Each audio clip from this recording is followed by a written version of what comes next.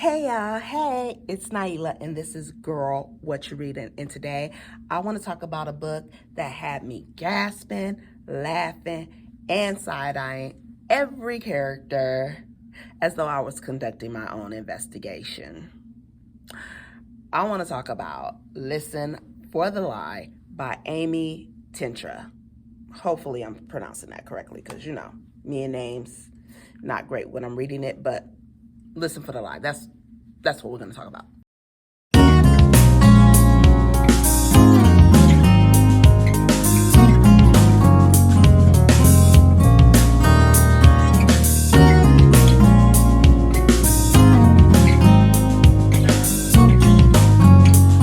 So, Listen for the Lie by Amy Tintera. This book right here, and eventually I'm going to figure out how to pronounce this woman's name, but, it'll get us through this video, right? So, Listen for the Lie is what we're talking about. So, imagine this. You wake up covered in blood, your best friend is dead, and everybody in town is looking at you like you did it. But here's the kicker. You don't remember any of it. You don't know what happened. So that is what happens to our girl Lucy Chase in Listen for the Lie, 5 years before the book starts. So they go back and they tell us about what happened before the book starts. And yeah, everybody thinks she killed her best friend. But this town will not let it go. Everybody thinks she killed her best friend. Like, everybody. And they're spreading it because we are in the age of social media. So you can look up anybody at any time and know their whole life story. She moved on. She moved to LA to get away from this nonsense. And it followed her. Like, crazy work, right? So everybody's still giving her the side eye, whispering about her in the grocery store, acting like she's the villain of a Lifetime movie. And listen, I kind of get it, because when somebody is dead right next to you and you're covered in their blood, and then you come up with, I don't remember, you look a little guilty. You look a little guilty. Now, I know I'm saying, you're probably saying to yourself, like, how were they side-eyeing her in the grocery store? Like, who knew about it in LA? Well, she wasn't in LA. She went back to her small town for her grandmother's birthday party, because her grandmother guilted her, saying, you don't know how long I'm going to have left. And so she goes back for her grandmother because she loves her grandmother. And grandma is kind of the only person that doesn't believe that she killed anybody. Even her parents believe that she was the murderer of her best friend. But, she was never charged. And now a true crime podcaster is digging up this case, convinced that she's not guilty, but he doesn't know if she's guilty. So he's coming up with all kind of scenarios, all kind of theories, everything. And he's talking to everybody in town, and he's been trying to get in contact with her, but he couldn't get in contact with her. So he got in contact with grandma, and grandma is tricking her to come to the birthday party. You guys see how this happened, right? Okay. So we're going to go ahead and start with Lucy. Lucy is a hot mess. Like, if sarcasm, wine, and avoidance was an Olympic sport, homegirl would get the gold. Okay, she is a mess, right? And then she's hearing voices too. Hearing the voice of her dead best friend. And so she's thinking to herself, I don't know what's real, right?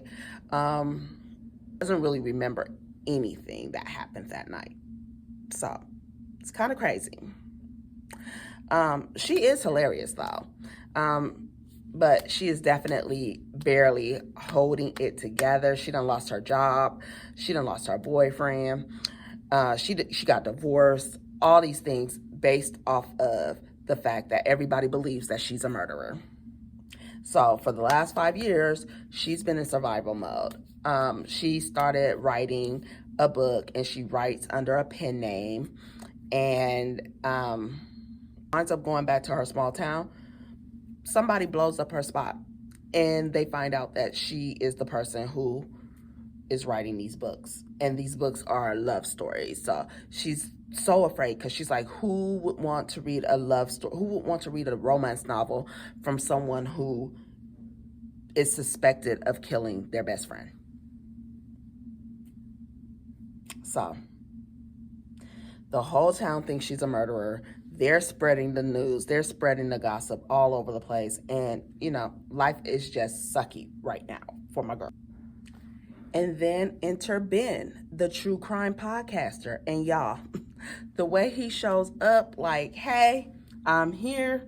Everyone thinks you killed your best friend, but I don't want to be on my podcast. Like, sir, read the room. Okay, they in a restaurant.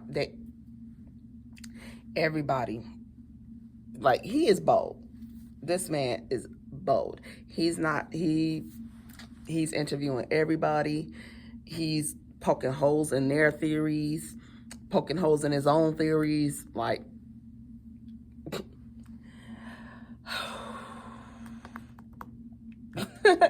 I'm telling you, this thing was funny. Like, and he's just like,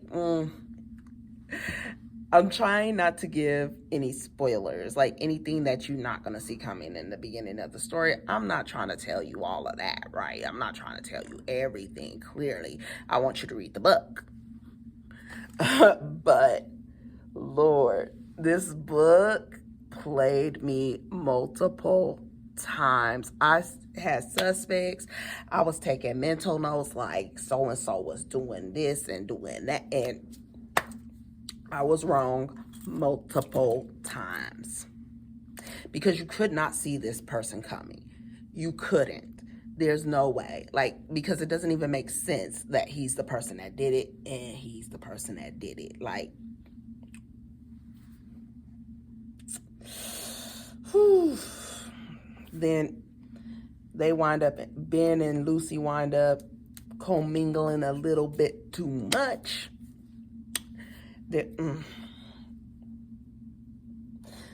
I have to get off of this, because I'm gonna wind up telling y'all too many spoilers. But let me just say that Amy Tintera, her writing, hilarious. Okay, homegirl can write, and it is funny, and she's gonna put you in those places where you're going to feel those laughs and feel all those feelings that your characters are feeling in those moments. Because I started to feel like I was going crazy, like, oh, you want to kill him? Oh, you might have killed your best friend. You trying to kill random people now. Y'all, I read a lot of mysteries, but usually they fall into two categories, right? Super dark and serious, and messy, ridiculous, and fun. And this one was messy, ridiculous, and fun. It's got all those pieces that you love about a good true crime doc or true crime podcast, because it definitely reads like a podcast. So if you love true crime podcasts, if you love podcasts, then you're probably gonna love this one. And I love the fact that she brought the podcast into it, because it's not like we haven't heard these stories before, where somebody does something or something happens to someone and then they lose their memory and then they look guilty for something that they didn't do, right? So the fact that she brought the podcast into it does bring a more modern twist to it. And also she's talking about how much social media plays a part in these people's lives, which also puts a more modern twist on it. But the dialogue was sharp. The humor was impeccable, and the pacing was perfect. Like, it wasn't too slow. It didn't like feel like I breezed through it. It did take a little bit for me to read, but it somehow manages to be suspenseful and hilarious at the same time. 1 minute you're stressing over a murder confession, and the next you're laughing at Lucy's internal monologue where she's talking to her best friend about not killing somebody. And this balance is, perfect. Perfection on the balance here. So here's the deal. If you love fast-paced thrillers, books with humor and sarcasm, unreliable narrators who may or may not be guilty, we don't know until the end, plot twists that will have you rethinking your entire existence, then you need this book. Okay? Now, I don't throw around 5 stars lightly. Y'all know. I hold on to those 5 stars like this, like, can't give these away. I'll rate people high, but I don't always rate those 5 stars. However, this book, 5-star read. It gave me everything: the humor, the suspense, the messy characters, and the wildest twists. And now I need y'all to read it so that we can talk about it, because I need to talk about this book because I love it so much. Like, I'm ready to read it again. Like, I wish I could read it again for the first time. Like, that kind of thing. I love this book. Okay. I think that's it for now. If you read Listen for the Lie, tell me what you thought in the comments, but no spoilers. Remember, this is a spoiler-free page. And, I will come for you if you put out spoilers on my page, because I want people to read it. I don't want people to know what's going to happen. That's going to ruin it. Would you have liked it if I ruined it for you? Good. Don't ruin it for others. That's one of the things I hate about some of these reviewers. They tell way too much of the story, and then they tell the whole story, and then it's like, well, why would I need to read the book? You just told me what happens in the book. So, don't forget to like, comment, and subscribe so you don't miss my next video. Make sure you hit that bell so that you get those alerts when my videos drop. I am taking YouTube way more serious than I was in previous years. So come along with me for this journey.